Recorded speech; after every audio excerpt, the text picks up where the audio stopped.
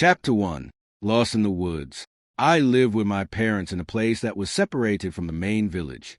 From our house, there was quite a distance before one would encounter any population.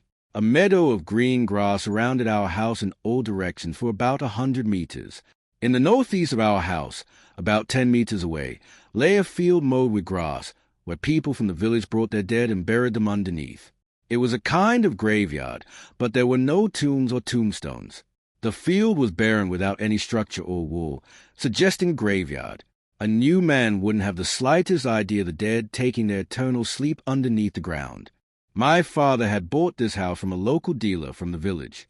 The deal that had been struck was decent for this house. My father had been very happy that he had gotten the house at a very low price. We moved here exactly 7 months ago. Before moving here, we had lived in a cottage on the outskirts of the village. The cottage had been small and had not provided enough space for all of us. My mother had always complained that the cottage was too small to house 3 of us and that we needed to move to a bigger house. The cottage had one small room. In the rain, the roof would leak from many places. In the cottage, it would be shivering cold in winters and scorching hot in summers. I liked that place very much despite all those flaws and problems, for all of my friends had lived in the neighborhood. I would spend most of my time playing with them. It had been a nice neighborhood. Talking of a neighborhood, there was none at our new house, only empty wilderness for miles and miles. Only those dead resting people were there to give me company. I missed my friends from my previous house in the village, but that didn't matter anymore because now we had moved here and wouldn't be going anywhere for a long time. I just had to accept it. Our new house was far better than our previous house. It had a floor on the ground and another floor above it. On the ground floor, there was a living room and a kitchen. The living room had 2 windows and a front door through which one could enter into the house. A closet stood in a corner. There was a hearth where we usually burned wood to keep the room warm in the cold. In front of the hearth stood 2 wooden chairs and a small table. The kitchen had a long oblong dining table in the middle with 6 wooden chairs set around it. There was a back door to the east of the kitchen that led to our backyard. In the backyard, a few meters from our house, was a well, which was our main source of water. Between the kitchen and the living room stood a flight of stairs that led to the upper floor. The upper floor had 2 rooms. One to the left was mine, and the other one to the right was reserved for guests. In my room, there was one broad window that overlooked the graveyard field. Great! Now I can spy on those dead people for the whole day and night. I used to say to myself. There was a bed beside the window and a square surface table in the middle of my room. The guest room had a window but had no furniture except for a small bed. Near the kitchen door on the left lay a recess in the ground adjacent to the house wall. It lay closed with 2 horizontal doors. It was the entrance to our cellar underground. We stored wood and other things there. Only my father went in there to store or retrieve something. It was filled with cobwebs, suggesting that spiders lived there. I hate spiders. I am terrified of them. The cellar was in such a way that sunlight never entered it. I found that place very spooky and never ventured in there alone. It was true that our house had no one living in the neighborhood. My parents said it was nice to have no neighbors and having troublesome ones. Troublesome neighbors or not, I wanted playmates, friends to play with. Across the stretch of green meadow around the house lay dense forest. To the northwest of our house, a path passed through the woods that led to the village. My father was a blacksmith, and his forge was somewhere in the village, so every day he trod on that path to get to work. He would return an hour from dusk. First, when we had moved here 7 months ago, I had complained to my parents for many weeks about how I didn't like this place being so adjacent to a resting place of the dead.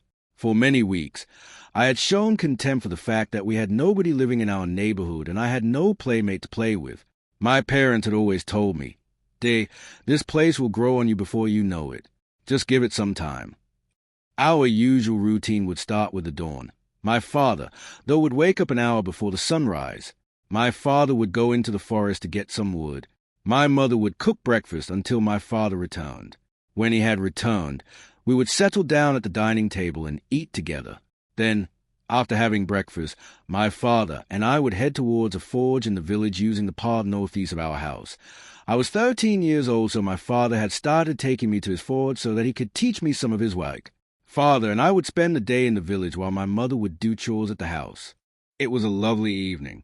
I and my father had spent the day at the forge, and now it was time to go home. We started our journey. An hour from dusk we reached home. On the way home, my father had told me of the letter that he had received early in the forge. It was my uncle.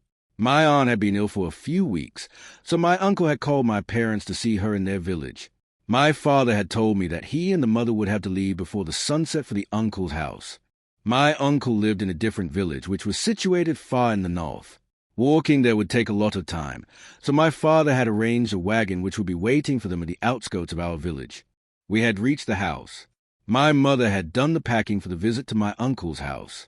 My parents would leave in a few minutes. My mother told me to get the clothes from the clothesline, so I went through the kitchen door and entered the backyard. I saw the sky. Black clouds were brewing. Maybe a storm is coming, I thought to myself. I went near the clothesline and checked that the clothes had dried, so I brought the clothes to the living room and stored them in the closet. Then I sat on the floor cross-legged and saw as my parents set things right here and there.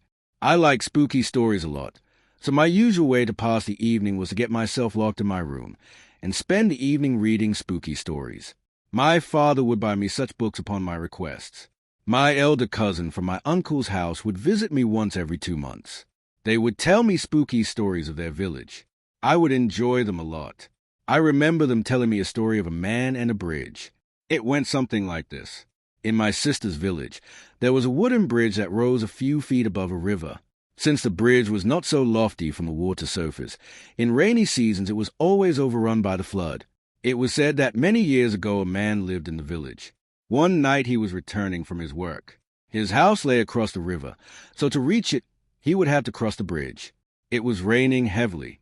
The water had already flooded the bridge, but the man tried to cross it anyway, for he had no other place to spend the night. Unfortunately, the torrent carried him and drowned him. Since that unholy incident, the bridge became haunted. The folks in the village called that bridge the Dead Man's Bridge. At daytime, the folks had no problem passing it, but after the dusk, they shunned going anywhere near it. It was said that in the night, when the moon had climbed in the sky, that dead man would rise from its watery grave and roam the bridge. At those hours, anyone who tried to cross the bridge would be seized by that ghostly man and be taken down deep in the water. After hearing that story, I had hardly believed, for I knew that there was no such thing as ghosts or phantoms. To me, it was all part of our imagination. But whatever the case, fictional or real, I dug for anything horror. What can I say? I was fond of such things. One of the other stories my sisters had told me, which I had found very frightening, was of ghost witches. Near the village of my sisters lay woods. It was rumored that once in a year when the sky is moonless, a coven of ghost witches gathered deep in the woods. They lit a fire and danced around it and worshipped the devil. Folks called that night the night of the witches' Sabbath. It was said that anyone unfortunate enough to see the faces of those ghost women either died of terror or traveled to the realm of madness. Once, a drunkard had a bet with his friends of visiting the woods and proving the rumors of those witches wrong. On the night of a witch's Sabbath, after getting drunk heavily, he ventured into the woods. A few days had passed since the man had gone into the woods. Not seeing any sign of him at his house, his friends got worried. One day they gathered and ventured into the woods to look for their lost friend. It had been day hours, for they hadn't been daft enough to take any chance of those rumors. They said they had found their friend in the deepest part of the woods, sitting with his back to a tree trunk. His whole body was shaking, and he was uttering gibberish. Didn't know what to do with him. They carried their friend through the woods and to his house. When his condition didn't improve, a doctor was called. After having examined the patient, the doctor told him that he had suffered from a nervous breakdown. He had become mad. The news of this incident spread into the village like wildfire. Thereafter, nobody ventured into the woods on moonless nights.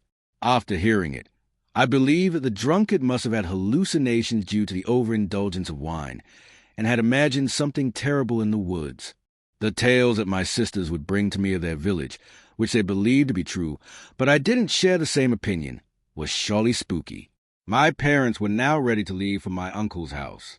I got up to my feet as my father came near me and said, "I have brought plenty of candles from the village to sustain for the night, and all of the lanterns are filled to the brim with fuel too.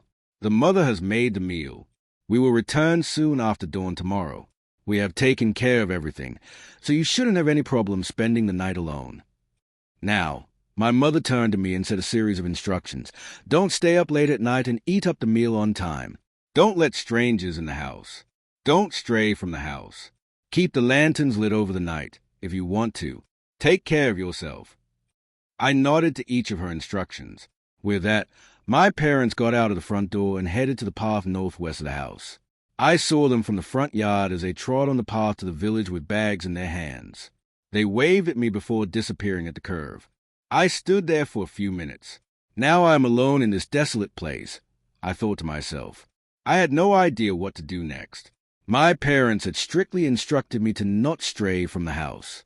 The sun had just gone down the far-flung horizon, but there was still some light. I thought of taking a little walk around the meadow to cheer up my mood. So I got inside the house and pulled on the boots. I also got myself a matchbox and a lantern just in case I needed it. Then, after locking the front door, I headed out in the north. The graveyard was in the northeast, so I kept my distance from it.